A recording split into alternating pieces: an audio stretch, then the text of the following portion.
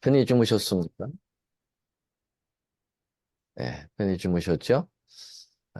오늘 또 밖에 많은 비는 아니지만 약간 비를 뿌리고 있는 것 같습니다. 자, 오늘 계속해서 다니엘 2장 여섯 번째 시간 예, 시작하겠습니다. 계속해서 다니엘은 느부갓네살 왕을 상대로 해서 예언 전도회를 계속하고 있습니다.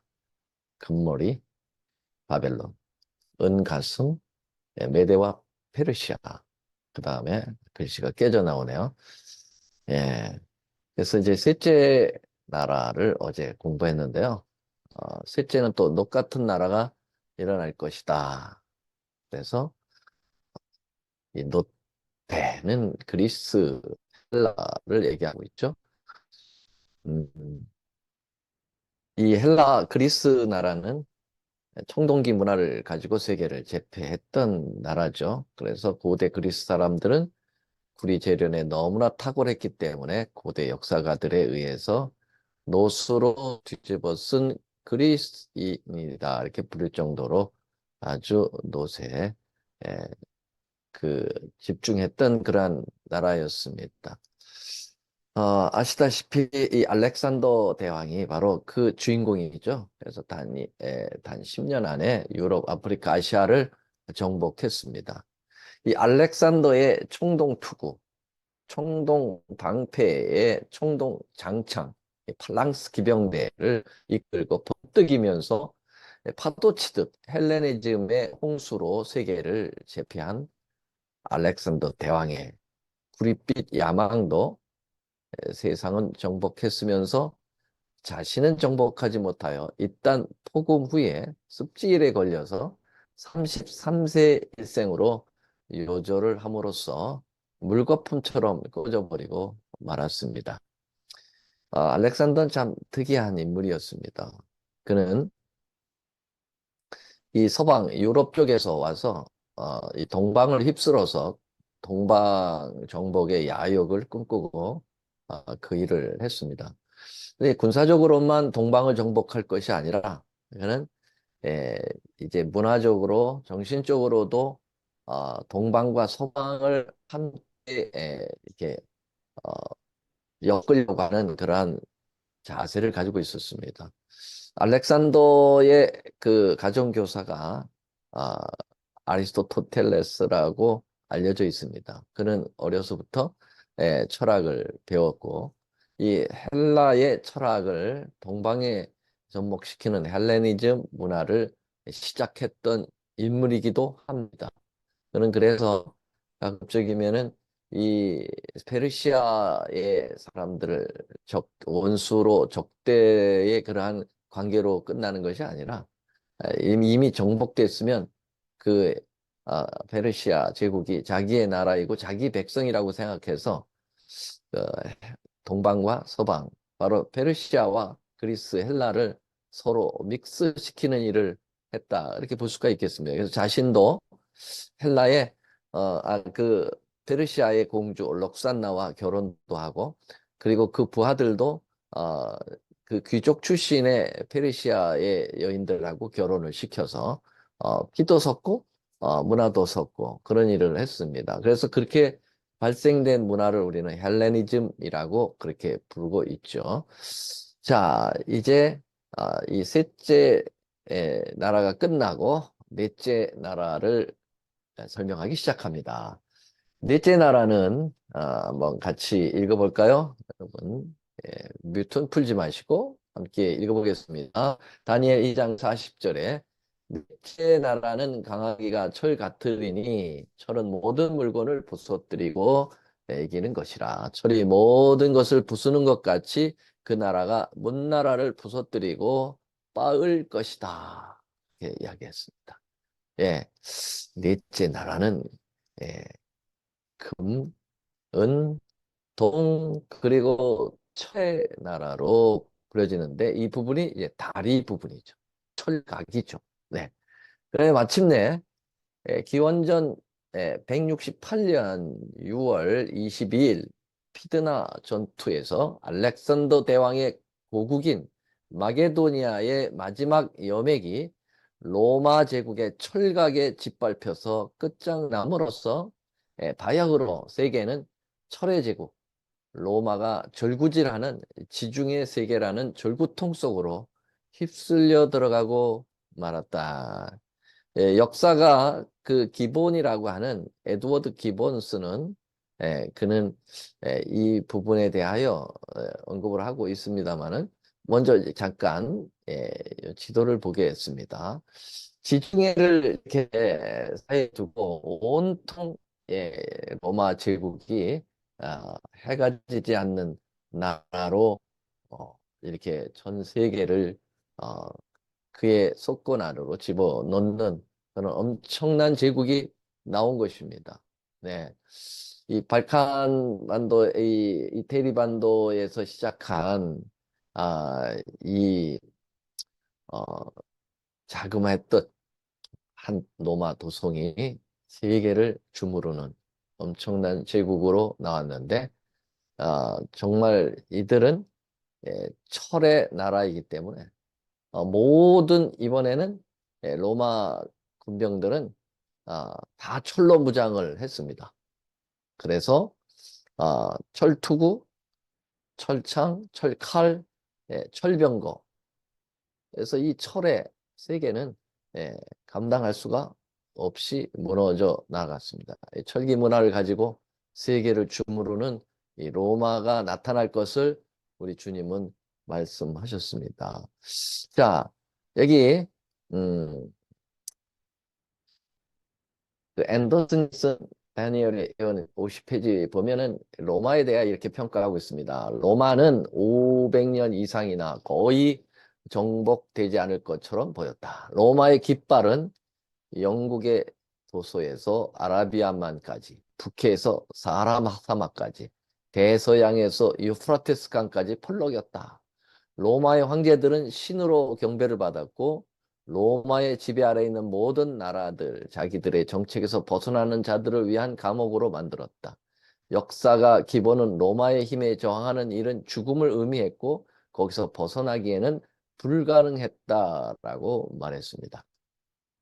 로마 군대는 얼마나 용맹스러웠던지 전투를 벌일 때 일단 다리를 건넜다 하면 다리를 끊어버리고 전투했다고 그래요. 그래서 절대로 퇴각이 없다.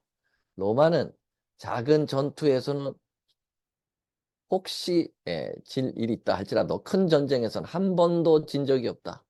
그래서 로마의 황제들은 그의 그 같은 언론에 가 로마의 군대는 건재하다. 우리는 전쟁에 질 수 없는 그런 군대다라고 선언을 하고 연설을 했다고 할 정도로 그의 용맹성은 가히 정말 최고의 역사의 용맹스러운 군대다. 그렇게 볼 수가 있겠습니다. 이 로마 군인들은 칼이 길지 않아요. 우리 알렉산더 대왕이 이끌었던 그 군대는 긴 창의 팔랑스의 그러한 기병대에서 그 힘이 나왔는데 로마는 아주 칼이 짧아요. 그래서 그 병사들이 물었다고 하죠. 장군님, 이 작은 칼을 가지고 어떻게 싸우냐? 그랬더니 이놈아, 칼이 작으면 한 발 가까이 가서 찔러. 그렇게 이야기했다는 얘기도 있습니다. 제가 이 이태리 여행을 한 적이 있는데요. 이태리 박물관에 가보니까 온통 그 로마 제국 당시에 그 진열이 되어 있는데 모두 다 철로 되어 있습니다. 그래서 우리 하나님께서 네 번째 세계를 지배할 나라가 철의 나라라고 하는 것을 가보시면 입증을 받을 수가 있겠습니다. 그게 아까 기본스 얘기했죠. 아주 세계적인 그러한 역사가인데요. 에드워드 기본스가 로마 제국 세망사를 썼는데 제3권 634쪽에 이런 말이 있습니다. 에, 공화국의 군대는 전투에서 종종 진 적이 있지만 전쟁에서는 언제나 승리하면서 유프라테스 강과 다뉴브 강과 라이 강과 라인강과 대양을 향하여 빠르게 진군하여 그 나라들과 왕들을 나타내는 금과 은과 노새 우상들을 철의 제국 로마에 의하여 연속적으로 깨졌다. 그렇게 얘기했습니다. 에드워드 기본스 역사가는 다니엘서를 제대로 공부한 것 같습니다. 그는 과거의 나라들을 금나라, 은나라, 논나라, 우상이라고 표현한 걸 보면은 그는 분명히 다니엘 2장을 제대로 이해를 하고 있었다. 그렇게 볼 수가 있겠어요. 그래서 넷째 나라인 이 터의 나라에 의해서 연속적으로 깨어져 갔다고 그는 분명하게 역사를 다니엘 2장에 기점해서 말하고 있습니다. 굉장히 객관적인 자료로 우리 하나님의 예언을 입증하는 그러한 부분이라고 볼 수가 있겠습니다. 여러분들이 아시다시피 바로 이 로마 제국의 이 천례에 의해서 우리 예수님께서도 십자가에 달려 돌아가신 것입니다. 예수님의 십자가에 달리신 그 못은 메딘 롬입니다. 로마제 못에 의해서 찢긴 거죠. 네, 바로 로마 군병들에 의하여 바로 빌라도 총독의 사형 명령에 의해서 로마 제국의 못에 의해서 주님께서 돌아가셨다. 예, 이 로마 제국의 그러한 포악스러움이 결국 이렇게 구속의 원리 현장에도 나타났다라는 사실을 여러분 아시면 좋겠습니다. 자, 그러나 다니엘의 이런 해석은 계속됩니다. 이렇게 철통 같은 로마가 500년 이상 거의 끝나지 않을 것처럼 보였지만 그러나 다니엘은 느부갓네살 왕에게 예언합니다. 왕께서 그 발과 발가락 얼마는 토기장이 진흙이요 얼마는 철인 것을 보셨은즉 그 나라가 나누일 것이다. 느부갓네살 왕이 꿈에서 보았을 때 금머리, 은가슴, 노빼, 철다리 그리고 철다리에 붙어있는 이 발과 발가락의 그러한 모습을 보았거든요. 이제 거기까지 내려갑니다. 철다리로 끝나는 게 아니다. 동로마, 서로마로 끝나는 것이 아니라 이 철의 제국은 결국은 열 발가락으로 나눠지듯이 나라가 나눌 것이다 라고 분명히 예언했습니다. 그 예언은 성취되었을까요? 네, 하모. 경상도 말로 오브 코스 당연합니다. 여기 아, 로마 분열의 원인 이 고등학교 세계사 조이설 박사가 쓴 그 교과서 내용을 그대로 가져왔습니다. 아주 매우 객관적 자료를 제시하려고 노력합니다. 자, 그래서 로마 분열이 됐다는 겁니다. 로마 분열이 어떻게 됐느냐? 여기 보니까 첫째 한이라고 하는 중국의 한나라부터 시작합니다. 중국의 그 당시 한나라가 이 압박을 시도하는데 서쪽에 있는 흉노족, 오랑캐라고 하죠. 그들은 이 흉노족, 훈족을 압박을 하니까 도미노 현상에 의해서 이 훈족이 흑해 북방 연안에 살고 있다가 계속 서쪽으로 이동하게 됩니다. 그래서 남러시아의 동고토족을 쳐부수고 소고토족을 위협하게 됩니다. 이에 동고토족은 서방으로 서토족 다주방을 건너서 동로마 제국 내로 이동하기 시작했다는 것입니다. 그게 375년입니다. 그래서 이렇게 지도상으로 보면 여러분 이쪽 중국 쪽에 이 훈족에서 이 훈족이 이렇게 밀고 동고트를 밀고 서고트를 밀어서 이렇게 내려오게 되다가 드디어 게르만 민족을 만나게 되죠. 게르만 민족도 이 동고트 소고트의 압박에 밀려가지고 계속 노막 그 영토 안으로 밀려 들어오게 되는데 이때 이제 들어오면서 약 1세기 동안에 100년 동안에 반달족, 부르근두족, 프랑크족, 앵글로색슨족 이런 족속들이 나라를 활거하게 됩니다. 그래서 군웅활가한다. 죄송합니다. 춘추 전국 시대와 같은 그런 서방의 모습을 띠게 되죠. 이런 혼란한 속에서 소로마 제국은 결국은 게르만의 용병대장인 오도아케르에 의해서 로마가 드디어 멸망을 하게 됩니다. 그래서 476년에 AD죠. 예, 그 BC입니다. 476년 BC에 엘베강 슬라브인 이동에 의해서 정착되면서 로마는 쫙 망하면서 그 군웅할구하던 나라들이 하나의 나라 형태를 띠고 이렇게 형성되게 됩니다. 그래서 앵글로색슨족, 프랑크, 알라마니, 부르근디, 동고트, 헤를라이, 롬바드, 수에비, 서고트, 반달 이렇게 나라로 딱 갈라지는데 초창기에는 나중에는 이제 뭐 이것이 또 변화되겠습니다만 그때 로마가 망할 때 476년 BC에 망할 때 나라가 이렇게 열 나라로 갈라진데 정확하게 숫자도 발가락이 열 발가락으로 갈라지듯이 앵글로색슨 한번 쉬어볼까요? 하나, 프랑크 둘, 알레마니 셋, 부르군디 넷, 동고트 다섯, 롬바드 여섯, 헤를라이 일곱, 반달 여덟, 서고트 아홉, 수에비 열. 어떻게 숫자까지도 정확하게 열 발가락의 나누임을 그 분열됐음을 아주 정확하게 예언을 맞추시는 예언을 성취시키는 우리 하나님의 그 놀라우신 예언적 안목을 우리는 여기서 보게 된 것이죠.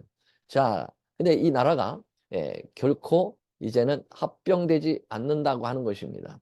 나중 그 분열된 상태에서 이제 끝까지 가는데 그 다음 예언을 보기 전에 이 앵글로색슨이라고 하는 나라는 나중에 영국이 되고 프랑크는 프랑스가 되고 알레마니는 독일이 되고 이렇게 부르근디는 스위스 그리고 스웨비는 포르투갈 소고트는 스페인 그 다음에 아프리카 북부 헤를라인은 로마 이런 식으로 현대까지 이 나라들이 존속하고 있음을 보게 됩니다.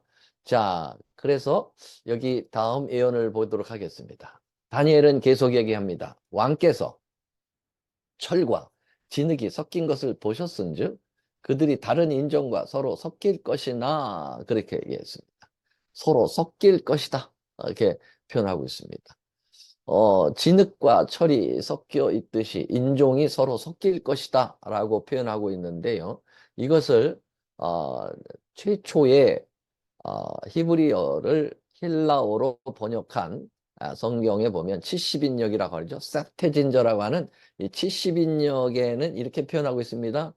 그리고 왕께서 철과 오지가 섞인 것을 보신 바가 같이 사람들이 민족 간에 서로 뒤섞일 것이지만 민족 간에 뒤섞일 것이다 라고 그 번역이 되어 있습니다. 철과 진흙이 섞일 수 없는 것 같이 뜻이 같지 아니할 것이며 서로 우애가 없을 것이다. 예, 피는 섞이지만 그들의 사고 방식과 그들이 가지고 있는 가치관들은 이제 바뀌지는 않는다. 서로 나름대로의 나라를 형성할 것이다. 라고 표현하고 있습니다. 자, 그래서 유럽의 그 혈통의 가계를 보면은 이렇습니다. 프레드릭 킹과 퀸 다이아나 밑에 이렇게 많은 유럽의 혈족들이 분리되었다는 것입니다. 그래서 이 부분을 이렇게 해석할 수 있습니다. 유로 왕실의 친척들이라고 하는 기사를 쓴 월드워크라고 하는 책 1914년 10월호에 이렇게 이야기하고 있습니다. 두 작은 왕국인 세르비아와 몬테니그로를 제외하고는 유럽의 모든 왕위가 게르만의 혈통의 지배는 왕실 사이의 상호 결혼으로 이루어졌다. 영국과 러시아에 대해 전쟁을 일으킨 독일의 윌리엄 황제는 그의 사촌들과 싸우고 있는 셈이다. 영국의 국왕 조지 5세와 러시아의 황제 니콜라스 2세는 덴마크 국왕 크리스찬 9세의 딸들인 그들의 어머니를 통하여 사촌간이다. 이 두 지배자의 사진을 본 사람은 누구나 의심 없이 그들이 가족적으로 닮았다라고 주목해 왔다. 그랬습니다. 그래서 우리 하나님의 예언이 이것까지도 정확하게 성취를 이루게 되어 있습니다. 유럽의 인종들이 서로 섞일 것이다. 그렇게 표현하고 있는 말씀입니다. 자, 다음 예언을 더 보겠습니다. 자, 이제 제가 다니엘 2장의 시간을 많이 할애했기 때문에 좀 속도를 내음을 여러분 이해해 주시기 바랍니다. 자, 다니엘 2장 43절에 보면 왕께서 철과 진흙이 섞인 것을 보셨은즉 그들이 다른 인종과 서로 섞일 것이나 그랬죠. 그 다음에 뭐라 그랬어요? 피차에 합하지는 않을 것이다. 예. 그래서 이 발가락 시대가 이제 세상 끝날까지 가겠다라고 하는 것입니다. 왜냐하면 더 이상의 예언이 없잖아요. 발가락 그 다음에 예언이 없잖아요. 여러분, 전에는 어, 이 바벨론도 그렇고 메데파사도 그렇고 헬라도 그렇고 로마도 그렇고 나라가 강하면 인근에 있는 약소 국가를 다 잡아먹어서 자기 나라로 편입시켜서 통일 제국을 이뤘습니다. 그래서 바벨론은 느부갓네살 왕으로 세계를 지배하여 자기 나라로 만들었고요. 우리가 공부한 바대로 메데 파사는 고레스라고 하는 탁월한 예, 황제가 일어나서 예, 또 페르시아라는 대제국을 형성했고요. 그 다음에 아시다시피 헬라 그리스는 알렉산더라고 하는 탁월한 또 인물이 나와서 또 세계를 구릿빛 그 자기 영광으로 몰아 놓았습니다. 그리고 방금 공부한 것처럼 로마도 엄청난 이 황제들이 일어나서 해가 지지 않는 이 지중해 연안의 모든 나라를 섞어내서 통일 로마 제국으로 만들었다고 하는 사실이죠. 그러나 예언은 로마 이후에는 결코 나라가 통일되지 않는다. 분열된 상태에서 끝을 맞을 것이다. 라고 예언한 것입니다. 여러분 이 예언이 성취될까요? 되고 있을까요? 당연히 성취되고 있습니다. 하나님의 말씀은 한치의 오차도 없기 때문에 그렇습니다. 자, 로마의 역사를 보면 느부갓네살의 황금꿈, 다리우스의 은빛 영광, 알렉산더의 구릿빛 야망, 그리고 로마의 시저의 강철의 의지가 산산이 깨어진 후에도 인류는 역사라는 그 흉몽을 새로운 미래의 길몽으로 바꾸기 위해서 아주 끈질긴 시도를 계속하고 있다는 것이죠. 시도는 하지만 하나님께서 말씀하셨어요. 안 된다. 그래서 이 유럽에도 엄청난 많은 그 이후에 로마 제국 이후에도 탁월한 인물들이 나왔죠. 그래서 그들은 한결같이 이 유럽을 통일시키려고 꽤 노력을 했습니다. 그래서 신성 로마 제국의 샤르망 대제라는 사람은 29살에 황제가 돼가지고요. 로마의 영광을 되찾기 위해서 그래서 이름도 신성 로마 제국이라고 그랬잖아요. 예. 이 나라가 이제 결국 독일이 되는데요. 이 신성 로마 제국이라고 이름을 붙이고 또다시 로마의 영광을 찾기 위해서 노력했어요. 그러나 결국은 8세기 후반과 9세기 초엽의 전쟁과 문의 부흥으로 자기의 모든 정권을 소모했고 죽음과 함께 나라가 새 토막으로 나버리고 말았다는 것입니다. 그 이후에도 스페인에 이제 그 강성한 또 황제가 일어났는데 찰스 5세라는 사람입니다. 이 사람은 모순투성이의 교황권을 얻고서 하나의 정부, 하나의 종교를 대강령으로 세우고 방금 일어난 종교개혁을 마구 짓밟으면서 신선 로마 제국의 옹고집을 내세운 찰스 5세, 바로 이 5세도 결국은 끝장이 나고 버리고 말았습니다. 그 다음에 여러분들이 잘 아는 짐이 곧 국가다. 프랑스의 루이 14세가 또 일어났죠. 그래서 이 루이 14세가 아주 우쭐대면서 또 세계를 지배해 보려고 했습니다. 그리고 엄청난 바리새유 궁전을 지어놓고 천하를 또 호령을 했긴 했지만 결국은 그 깨어진 꿈에서 깨어나지 못한 채 비탄 속에 쓰러지고 그의 야망은 끝나버리고 말았습니다. 네, 자 그러면은 이제 문제는 이놈이라고 하긴 좀 미안하지만은, 예, 프랑스 나폴레옹입니다. 야, 나폴레옹은 대단한 인물이었습니다. 예, 이 나폴레옹은 5년 안에 나는 세계의 주인이 될 것이다. 온 유럽이 하나의 머리, 곧 하나의 황제 아래 있게 될 때까지는 유럽에 결코 평화가 없을 것이다. 그러면서 뭐라고 그랬어요? 나의 사전에는 불가능이 없다. 그러면서 말이죠. 예, 모든 전쟁의 관건은 포병에 달려 있다 하면서 엄청난 포병의 그러한 군사력을 가지고, 예, 어디를 넘어갔습니까? 알프스를 넘어가면서, 예, 대단한 용맹을, 예, 떨쳤던 나폴레옹 때문에 하나님의 예언이 깨지는 줄 알았어요. 네, 나폴레옹이 어, 알프스를 넘으면서 그 부하들에게 이 알프스를 넘을 수 있는지 가서 어, 확인하고 오라고, 와서 다들 불가능합니다. 이 추운 동절에 알프스를 이 엄청난, 이 포를 가지고 넘기는 불가능합니다. 라고 와서 보고했지만 나폴레옹은 나는 간다. 내 사전에는 불가능이 없다라는 말을 하고 알프스를 넘어버렸어요.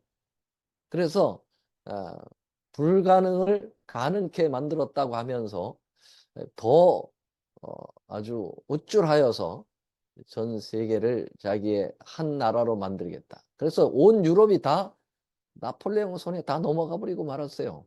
네. 이쪽 그 도보 해협을 건너서 영국을 남겨두고 있었고요. 그리고 저 북쪽으로는 러시아를 남겨두고 있었습니다. 그래서 이 두 나라만 이제 잡아먹으면 하나님의 예언은 끝나는 거예요. 다니엘 2장은 거짓말이 돼버리는, 거짓 예언이 돼버리고 말 뻔했습니다. 하나님이 위기에 몰릴 뻔했습니다. 이 나폴레옹 때문에. 그래서 이 나폴레옹이 에, 그 러시아를 먼저 잡아먹으러 올라가다가 그 전투를 하러 올라간 그 해에 얼마나 날씨가 춥던지 영하 50도까지 내려갔다고 그래요. 지금 우리 지금 그 시카고에 영하 40도까지 내려갔죠. 그래서 거의 뭐 80명에서 100명이 죽었는데 얼마나 추웠던지, 이 나폴레옹은 모스크바를 점령 못하고 이 추위 때문에 이 동장군이라고 그러죠. 이 동장군에 밀려가지고 퇴각하고 말았습니다. 그리고서는 이제 영국을 잡아먹겠다 하고 영국과 싸움이 붙었는데, 예, 이 전세로 보거나 모든 능력으로 볼 때 나폴레옹은 충분히 영국을 잡아먹을 수 있는 힘이 있었습니다. 그러나 이상하게도 마지막 전투, 워트루 전쟁에서 그는 신호를 잘못 보내고 또 진흙창에 이 나폴레옹 군인들이 빠져가지고 도저히 헤어나지 못하다가 결국 웰링턴 장군에 의해서 생포되었습니다. 체포당하면서 나폴레옹은 저 쓸쓸한 세인트 헤랄라라고 하는 고도에서 마지막 인생을 보내다가 인생을 끝내버리고 말았습니다.